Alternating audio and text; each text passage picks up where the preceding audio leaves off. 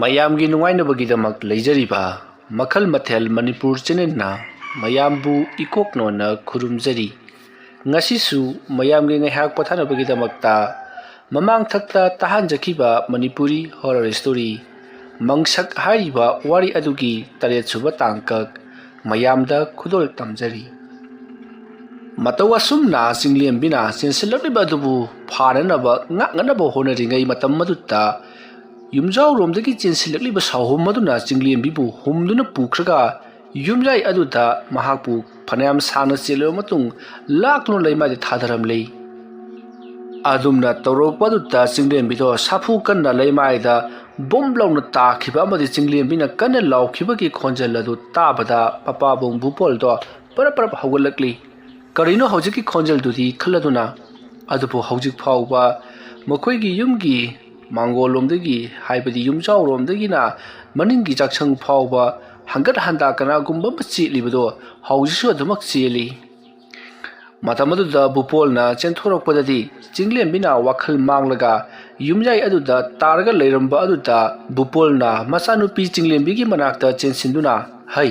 ꯏꯕꯦꯝꯃ ꯀꯩꯗꯧꯔꯒꯦ ꯅꯪꯕꯨ?" ꯍꯥꯏꯗꯨꯅ ꯃꯈꯨꯠ ꯄꯥꯏꯗꯨꯅ ꯆꯤꯡꯊꯣꯛꯅꯕ ꯍꯣꯠꯅꯔꯤꯉꯩ ꯑꯃꯨꯛꯀꯁꯨ ꯌꯨꯝꯖꯥꯎꯒꯤ ꯊꯣꯡꯖꯤꯜ ꯂꯩꯔꯤꯕ ꯑꯗꯣꯝꯗꯒꯤ ꯀꯅꯥꯒꯨꯝꯕ ꯑꯃ ꯐꯥꯎꯖꯤꯜꯂꯛꯇꯨꯅ ꯆꯥꯛꯁꯪ ꯇꯝꯅ ꯆꯦꯜꯂꯛꯂꯤꯕ ꯑꯗꯨꯗ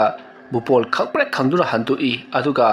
ꯆꯤꯡꯂꯦꯝꯕꯤꯕꯨ ꯃꯈꯨꯠ पायदुना सुरो लाक्तुना चिंथोई अदुगा नाकल अमदा लैसिंदुना लैरी। मपाबुंग भुपोलना चिंगलेंबीबु पंखटलगा "इबेमा नंबु कैदरोगे हाई वखल तारबो नंबु" हादुना मखजाय अदु पायदुना नोमली। मतम मदुदा चिंगलेंबी वखल तारक्तबदगी भुपोल पाखलदुना चाक्संगलोमदगी इसिंग खर लौनबा होनरक्ली अदुबु युमजाय अदुदा करिगुम मम्मी अमा हंगत हंदा चेनबगी मौंग तौरिबदुदा भुपोल लेंबु सुंगमद्री कीबना लोइरबनी। तौरिब असिबु करिनो खलदुना मतम मदुदा भुपोलना चिंगलेंबीबु हन्ना हन्ना कौदुना खजाय अदुदा मखुतना पोप पोप थादुना "है इबेमो नंबु वखल तारोने नंबो इबेमो इबेमो" हादुना कौरी। मतम अदुदा चिंगलेंबी तपना ममी पांगथोरक्ली अदुदुगा मपाबुंग भुपोल लेजिंग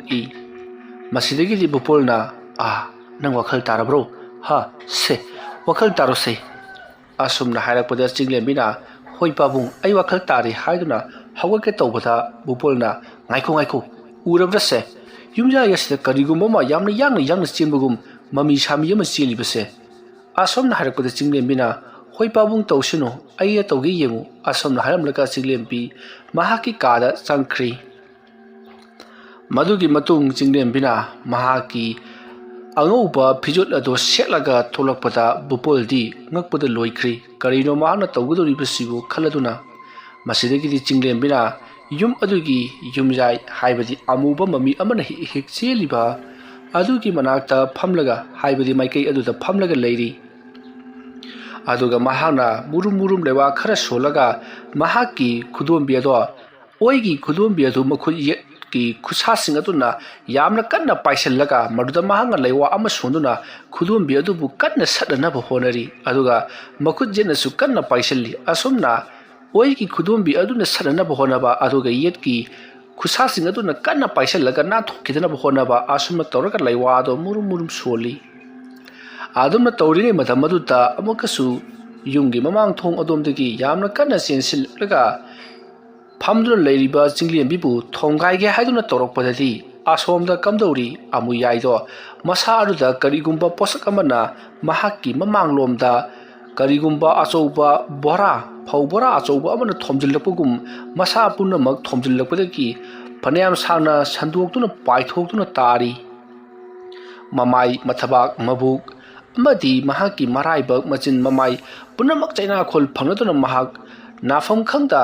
चाइनाखोल अदो ngauman खिबना महाक लैमाई अदुदा कुनसिंदुना तासिंदुना सोर फुनगतुना खांगली। अदुमना हेक तौखिबगा असोमदा चिंगलेंबीना "तस कमदौई" असुमना हायरगा ये थंगबा खुदोंबी अदो पाइसलिबा अदुदगी सट सतोकली। असुमना सतोकपदा सोमदा अमुयाइदी मसा अदुदगी उनसा खोखिबगुम चाइनाखोलना ngaubanख्रबना यामना कन्ना लाउखी। तुरेल खोंनुन अदुदा यामना कन्ना अमुयाइना लाउखिबदो तुरेल खोंनुन अदुगा ताइनना लैरिबा हाइबदी अनपदा लैरिबा युमसिंगना ताखी अदुबु मियोइसिंग अदुना amurak alirak khonjel sing adu tabadagi makhoina mamit sing ado kabak kabak pangduna hawgatnaraklaba matung amuk tumthanaki matam aduda amuyai chaina khol aduga loinana mahana tawriba sing ado mahak makha chathanabagi damak maitan amadi lana leriba adomta amuk changsalakli aduga mahanga lewa ama solaga lei khara mahana paikhalaga lei aduda lewa ama solaga lei adu mahana chasanki adumna tawbudagi mangonda tawramba chaina khol khudimak loinamak phakri aduga sor thabet thabet honuna ya magomba kanisule tabnupi macha amana ai bu asukthina laknaba phai adu warabadi nang su amuk kaidoroke yengo asomna hairaga leiriba maital ani adugi manungta maital ama mahana paikhali aduga bupol gi maming panduna murum maitan aduta lewa khara solo matungda maital aduna lemhoriba haibadi makhada leiriba maitan aduta pop launa thomki adumne hek thomkibaga somda bupol do kanagumba amana mangonda karigumba ma insilakpagi mawongda khangsau sagolakli aduga chinglimbi ki manakta sangsalaklaga hai nang toribasi karino ha nama laikhidraba matungda nahana asomna maibigi mawongda tawba yabra haibnida nang na khoigi imung asibu kang khong chahele nang sei yamna phataba masani asomna hairaga chaiba thangba horakpada chinglembi mapabung bupolda phat jengthurei matam maduda bupolna mamit managasi aingodaga yengjamaga su sariye hairamlaga chinglembi bu phu horakli adoma torakpada chinglemina karino pabung aina toriba thabaksida pabung su yakibadaine adumna hairakpada bupolna karigi yaba ha karigi yaba nama adusu maibi oibadagi ngantana mathwai mangle sikhre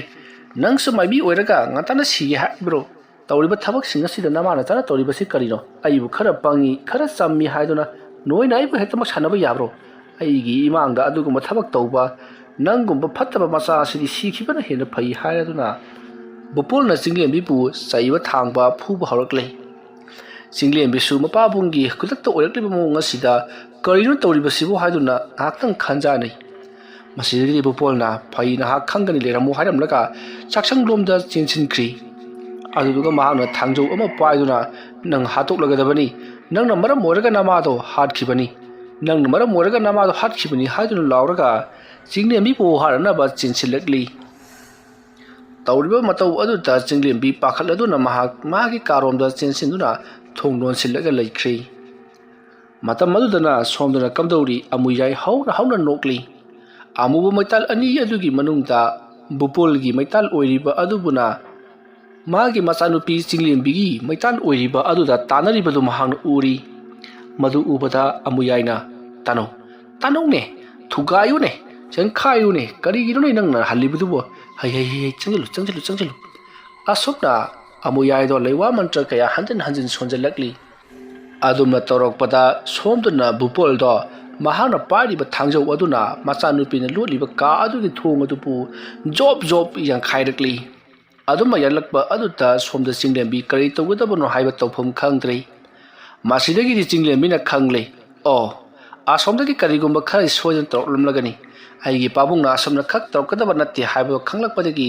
chinglembi na phai khangani aigi ipada lai thajalaga igi ipabu ngawhanba khangani nangsu asomna haramlaga chinglembi na mahaki kada leiriba laitingi oiba polam cheram singado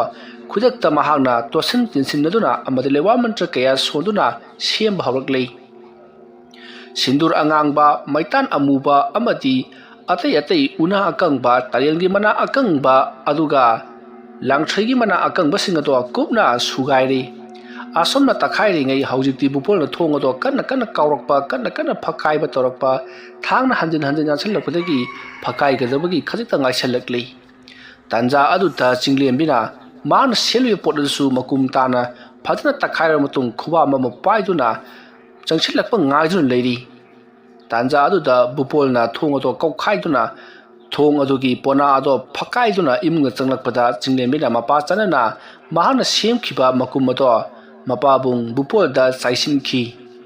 adom hek chaisinkibuga bupol makuta pairamba thang ado leimaida kodrok launa thadaki aduga bupol leimaida wakhal manguna phadi ajotpa tarakpagum budrok launa tasanki chinglembina mapabung ke manakta chinsinduna asok apan jawbra haiduna yengli karisu yaudaba adudagidi Chinglembina mapabunggi maraibak aduta Chinglembina mahaki khubakta lewa ama solaga bupolgi maraibak aduta thammi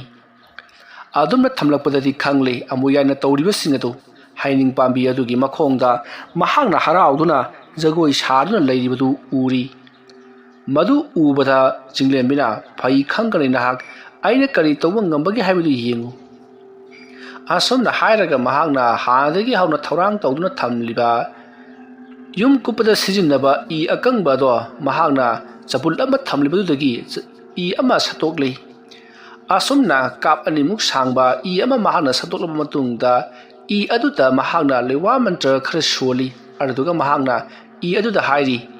aduduga nangna mahaki masa adubu mafut phawnga thinatuna chaina khol pi gadabani chalo aina nangbu nathau panglu haiduna ngasidagi thadok pirabani thabak thorang punamak loiraga aigi naka tanna hala uko asomna hairaga thongna wado launa hangdoktuna thongna odudagi mahangna haujik lewa mantra sonkraba I adubu langthoki adumna hek langthokibaga somda amuyai lewa mantra sonduna hauji masi lengkhidraba maitan adubu amuk masi lengana bahonarakli adumna tawringi matamaduta mahaki manakta karino khangdaba posak amana thuna yangna ngangna parpaki khonjel ama tarabada mahana matung otokuni jenglubadadi machin tumba una ama parakibadu uri ilanglangna machin tumna parakibadu ubada abuyai karino asiri khulai tharakledana karamna ngakani aibo haiduna khanjanari ngai khanghauti mahaki thabak phauna somda Chinglembina tharakhiba I machin tumba I akangba aduna yungkhri yungliba do mathabak phawnga lengjarabasu lakliba dudi una adunati chumnagi mahaki leiwa khulai adubuni thabak phawna lengkhiba phawokhiba dugi chaina khona amuyai mayadagi I haithaduna leimai do onduna khangli mardunatana pukche narum khauri amati thajin mafut phawnga lengakli dakpham diamada tabrati chaina kholtani phangba adumna utna neina honarakpaduta amuyai khangba ngamdraduna mahakari tawsige haiduna leiri masidagidi mahak laiji ironungda chongthaduna lotlagi khaladuna laiji ironung adu chongthanabagi damak manak adai taba lektum amada lewa sonduna laiji ironung adu langthakri asam lektum madune hek takhibaga mahak su laiji ironungda chongthaki turel adu de hek chongthakibagadi mahaki masada toramba singado saplepkhri chaina kholdi hojik su phanglibani mayadagi haitharakpa ikheng mayamna turelgi ima yaduma haujikti ina pungang ngangna leiribani masigi matung amuyai mahak isingdagi kakatana tumina adumak leiri haujigi tamatamna mahak su chaina kholato hantharakli matam marda Chinglembina khanglabra karsu lektaba maiba masanang gumanasu ingondo chittaba saradana nangbu nang leithekuna hayengi nimita sodana ina hatkadoribani asomna hairingai somda bupoldo tapna wakhal lakli machanupina I chabul ama pairaga murum sonduna leramlibadu ubada bupolna ai ibema karino tawribaduna natini ai yumjaida nanga puna leminarma daine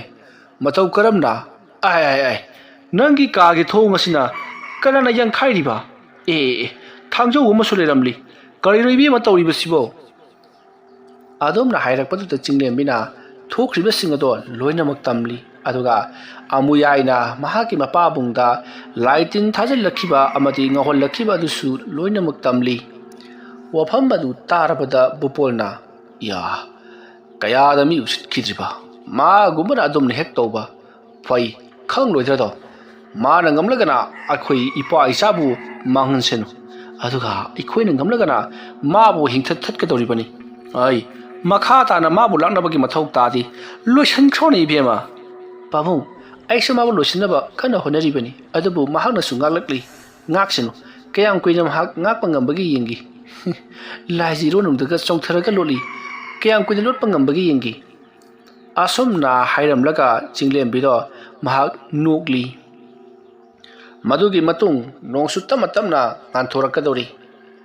masidagidi amuyai do nongalakalagadabani karisu tawba yararoi aduna isu yumda hallagi khaladuna mak isingdagi kakhalakli isingdagi mahana kakhalaklaba matungda ꯍꯩꯅꯤꯡ ꯍꯧꯔꯤꯕ ꯑꯗꯨꯒꯤ ꯃꯅꯥꯛꯇ ꯂꯥꯛꯂꯒ ꯃꯍꯥꯛꯅ ꯁꯤꯖꯤꯟꯅꯔꯤꯕ ꯂꯥ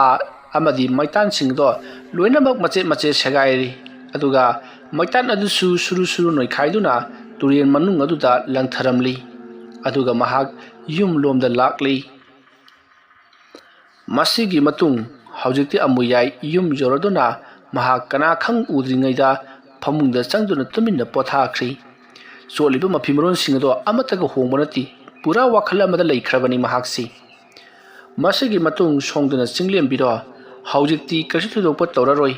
ꯅꯣꯡꯁꯨ ꯉꯜꯂꯛꯂꯕꯅꯤꯅ ꯃꯍꯥꯛꯅꯁꯨ ꯇꯧꯔꯛꯂꯔꯣꯏ ꯑꯗꯨꯅ ꯅꯨꯃꯤꯗꯥꯡ ꯑꯃꯨꯛ ꯑꯣꯏꯔꯛꯄ ꯉꯥꯏꯔꯁꯤ ꯄꯥꯕꯨꯡ ꯍꯥꯏꯗꯨꯅ ꯕꯨꯄꯣꯜꯗ ꯍꯥꯏꯔꯤ ꯃꯇꯝ ꯑꯗꯨꯗ ꯕꯨꯄꯣꯜꯁꯨ ꯐꯔꯦ ꯐꯔꯦ ꯍꯥꯏꯗꯨꯅ ꯃꯍꯥꯛꯀꯤ ꯀꯥꯔꯣꯝꯗ ꯆꯠꯈ꯭ꯔꯤ ꯑꯗꯨꯒ ꯆꯤꯡꯂꯦꯝꯕꯤꯒꯤ ꯐꯛꯀꯥꯏꯔꯤꯕ ꯊꯣꯡ ꯑꯗꯨꯁꯨ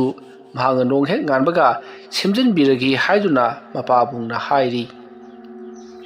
ꯃꯁꯤꯒꯤ ꯃꯇꯨꯡ ꯆꯤꯡꯂꯦꯝꯕꯤꯁꯨ ꯃꯍꯥꯛꯅ ꯍꯧꯖꯤꯛ ꯁꯦꯠꯂꯤ ꯆꯥꯔꯤꯕꯁꯤꯡ ꯑꯗꯨ ꯍꯣꯡꯗꯣꯛꯂꯒ ꯃꯍꯥꯛ ꯐꯃꯨꯡꯗ ꯅꯤꯡꯉꯥꯏꯗꯅ ꯉꯥꯏꯍꯥꯛꯇꯪꯗ ꯑꯣꯏꯔꯕꯁꯨ ꯄꯣꯊꯥꯍꯧꯒꯦ ꯈꯜꯂꯗꯨꯅ ꯍꯤꯞꯂꯤ ꯃꯁꯤꯒꯤ ꯃꯇꯨꯡ ꯃꯊꯪꯒꯤ ꯅꯣꯡ ꯉꯥꯜꯂꯛꯂꯤ ꯍꯥꯏꯕꯗꯤ ꯊꯧꯗꯣꯛ ꯑꯗꯨꯒꯤ ꯃꯇꯨꯡ ꯅꯣꯡ ꯄꯨꯡꯉꯥꯟ ꯉꯥꯜꯂꯛꯂꯤ ꯅꯣꯡ ꯉꯥꯜꯂꯛꯄꯗꯨꯗ ꯕꯨꯄꯣꯜ ꯃꯆꯥꯅꯨꯄꯤꯒꯤ ꯀꯥꯒꯤ ꯊꯣꯡ ꯑꯗꯣ ꯌꯥꯝꯅ ꯀꯟꯅ ꯁꯦꯝꯅꯅꯕ ꯍꯣꯠꯅꯔꯤ ꯆꯤꯡꯂꯦꯝꯕꯤꯁꯨ ꯀꯔꯤ ꯀꯔꯤꯅꯣ ꯊꯕꯛ ꯏꯪꯈꯥꯡ ꯈꯔ ꯇꯧꯗꯨꯅ ꯌꯦꯅꯈꯥ ꯌꯦꯡꯒꯨꯟ ꯋꯥꯏ ꯀꯟꯅ ꯇꯩꯊꯣꯛꯂꯤ ꯋꯥꯏ ꯇꯩꯅ ꯇꯩꯅ ꯃꯍꯥꯛꯅ ꯋꯥꯈꯜ ꯑꯁꯨꯝ ꯈꯜꯂꯤ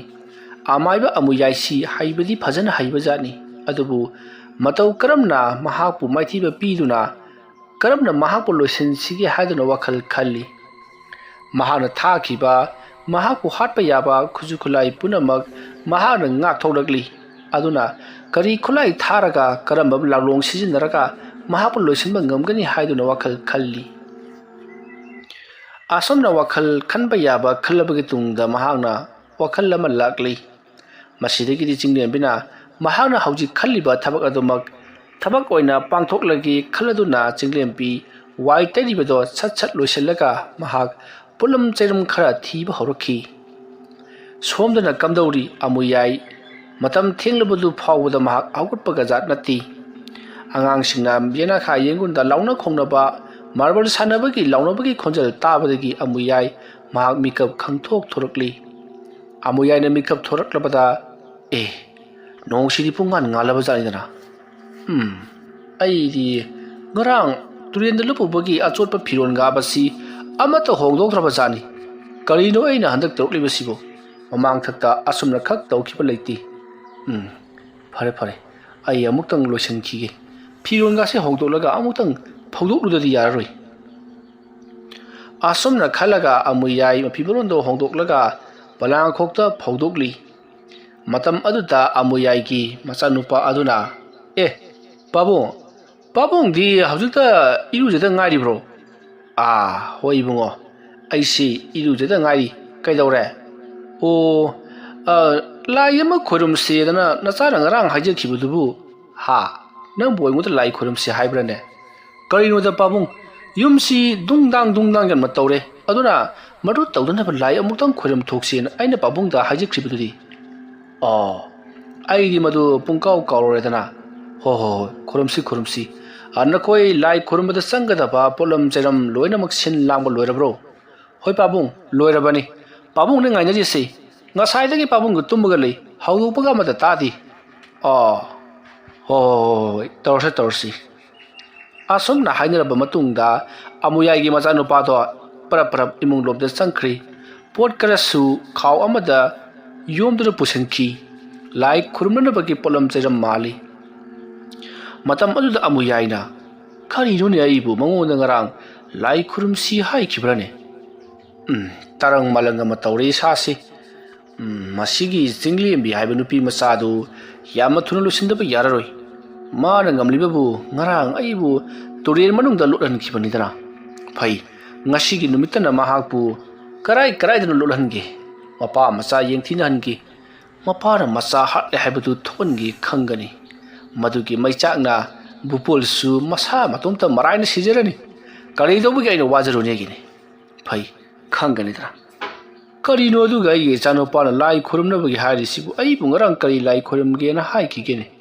ꯃꯪꯒꯨꯝꯕ ꯉꯥꯛꯇ ꯑꯁꯨꯝꯅ ꯈꯜꯂꯒ ꯑꯃꯨꯌꯥꯏ ꯃꯆꯥꯅꯨꯄꯥꯅ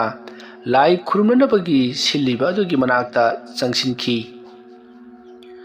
ꯃꯁꯤꯒꯤ ꯃꯇꯨꯡ ꯃꯇꯝꯗꯤ ꯑꯁꯨꯝ ꯍꯧꯈ꯭ꯔꯤ ꯅꯨꯡꯊꯤꯜ ꯅꯨꯃꯤꯗꯥꯡ ꯋꯥꯏꯔꯝ ꯑꯗꯨꯗ ꯑꯃꯨꯌꯥꯏꯅ ꯂꯐꯨ ꯃꯇꯨꯞ ꯑꯃꯕꯨ ꯀꯛꯈꯠꯇꯨꯅ ꯃꯍꯥꯛꯅ ꯂꯐꯨ ꯑꯗꯨꯒꯤ ꯇꯨꯡꯒꯥ ꯑꯃꯕꯨ ꯁꯦꯝꯈ꯭ꯔꯤ ꯇꯨꯡꯒꯥ ꯑꯗꯨ ꯃꯍꯥꯛꯅ ꯁꯦꯠꯂꯕ ꯃꯇꯨꯡꯗ ꯇꯨꯡꯒꯥ ꯑꯗꯨꯗ ꯃꯍꯥꯛꯅ ꯃꯆꯤꯟ ꯇꯨꯝꯕ ꯇꯤꯡꯈꯪ ꯀꯌꯥ ꯑꯃ ꯌꯨꯡꯁꯜꯂꯤ ꯑꯗꯨꯒ ꯂꯐꯨꯒꯤ ꯇꯨꯡꯒꯥ ꯑꯗꯨꯒꯤ ꯍꯦꯛ ꯅꯥꯀꯟꯗꯅ ꯄꯥꯛꯂꯕ ꯈꯣꯡꯅꯥꯡ ꯃꯅꯥ ꯑꯅꯤꯁꯨ ꯊꯝꯂꯤꯕꯅꯤ ꯈꯣꯡꯅꯥꯡ ꯃꯅꯥ ꯑꯅꯤ ꯑꯗꯨꯗ ꯃꯍꯥꯛꯅ ꯀꯔꯤ ꯀꯔꯤꯅꯣ ꯃꯌꯦꯛ ꯈꯔꯁꯨ ꯃꯍꯥꯛꯅ ꯈꯨꯗꯣꯝꯕꯤꯅ ꯇꯧꯗꯨꯅ ꯏꯔꯤ ꯃꯗꯣ ꯃꯌꯦꯛꯇꯤ ꯊꯣꯛꯄ ꯅꯠꯇꯦ ꯆꯨꯝꯅ ꯃꯃꯤꯡꯇꯒꯤ ꯑꯣꯏꯔꯅꯤ ꯑꯗꯨꯒ ꯈꯣꯡꯅꯥꯡ ꯃꯅꯥ ꯑꯅꯤꯗꯣ ꯊꯨꯞꯆꯜꯂꯒ ꯃꯐꯝ ꯆꯥꯅ ꯊꯝꯈ꯭ꯔꯦ ꯑꯗꯨꯒ ꯈꯣꯡꯅꯥꯡ ꯃꯅꯥ ꯑꯅꯤꯗꯨꯒꯤ ꯃꯊꯛꯇ ꯂꯐꯨ ꯇꯨꯡꯒꯥ ꯑꯗꯨ ꯊꯝꯃꯤ ꯄꯥꯏꯊꯣꯛꯈꯤꯗꯅꯕ ꯍꯥꯏꯗꯨꯅ ꯃꯁꯤꯒꯤ ꯃꯇꯨꯡ ꯍꯧꯖꯤꯛꯇꯤ ꯑꯃꯨꯌꯥꯏ ꯅꯨꯃꯤꯠ ꯇꯥꯔꯛꯄ ꯉꯥꯏꯈ꯭ꯔꯤ ꯆꯤꯡꯂꯦꯝꯕꯤꯁꯨ ꯑꯗꯨꯃꯉꯥꯏ ꯅꯨꯃꯤꯠ ꯇꯥꯔꯛꯄ ꯉꯥꯏꯈꯤ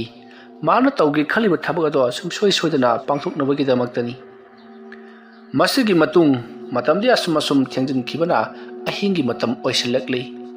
ꯑꯍꯤꯡꯒꯤ ꯃꯇꯝ ꯑꯣꯏꯔꯛꯄꯗꯨꯗ ꯆꯤꯡꯂꯦꯝꯕꯤ ꯃꯄꯥꯕꯨꯡ ꯕꯨꯄꯜꯗ ꯃꯄꯥꯟ ꯊꯣꯛꯂꯛꯀꯅꯨ ꯄꯥꯕꯨꯡ ꯍꯥꯏꯔꯝꯂꯒ ꯃꯄꯥꯟꯗ ꯄꯔꯞ ꯄꯔꯞ ꯆꯤꯡꯂꯦꯝꯕꯤꯁꯨ ꯃꯥꯅ ꯇꯧꯒꯦ ꯈꯜꯂꯤꯕ ꯊꯕꯛ ꯑꯗꯣ ꯇꯧꯅꯕꯒꯤꯗꯃꯛ ꯊꯣꯛꯂꯛꯈꯤ ꯑꯗꯨꯒ ꯑꯃꯨꯌꯥꯏꯁꯨ ꯃꯍꯥꯛꯅ ꯇꯧꯒꯦ ꯈꯜꯂꯤꯕ ꯊꯕꯛ ꯑꯗꯣ ꯇꯧꯅꯕꯒꯤꯗꯃꯛꯇ ꯃꯍꯥꯛꯀꯤ ꯂꯥꯏꯁꯟꯅꯐꯝ ꯑꯣꯏꯔꯤꯕ ꯍꯩꯅꯤꯡ ꯄꯥꯝꯕꯤ ꯑꯗꯨꯒꯤ ꯃꯅꯥꯛꯇ ꯂꯥꯛꯈꯤ ꯋꯥꯔꯤ ꯑꯁꯤꯒꯤ 7ꯁꯨꯕ ꯇꯥꯡꯀꯛ ꯃꯇꯥꯡ ꯑꯁꯤꯗ ꯂꯣꯏꯁꯤꯟꯖꯔꯤ ꯃꯊꯪꯒꯤ ꯇꯥꯡꯀꯛꯁꯤꯡꯗ ꯀꯔꯤ ꯀꯝꯗꯧꯔꯛꯄꯒꯦ ꯍꯥꯏꯕꯗꯨ ꯃꯌꯥꯝ ꯄꯨꯟꯅ ꯉꯥꯏꯃꯤꯟꯅꯔꯁꯤ ꯃꯌꯥꯝꯕꯨ ꯑꯔꯣꯏꯕꯗ ꯑꯃꯨꯛꯀ ꯍꯟꯅ ꯈꯨꯔꯨꯝꯖꯔꯤ